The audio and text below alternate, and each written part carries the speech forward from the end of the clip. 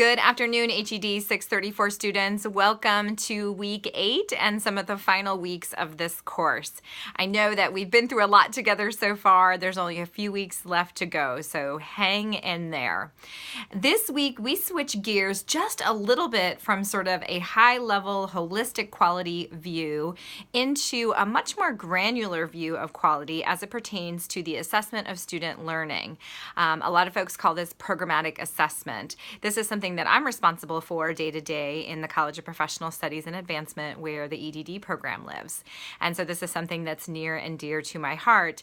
And it's not as easy or as simple as, sort of looking at retention or graduation rates, right? You really want to look at the learning outcomes associated with the program, and you want to design a program that allows you as faculty and chairs to assess mastery towards each of those learning objectives, and kind of looking at that in a global perspective, right, in terms of a program view.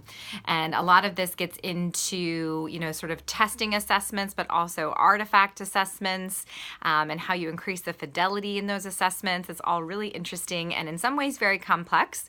But at the end of the day, it is probably one of the most important, my perspective, one of the most important things that institutions do to ensure quality is to look at the program outcomes and assess how students are learning, because ultimately that is the business that we are in, is student learning, right?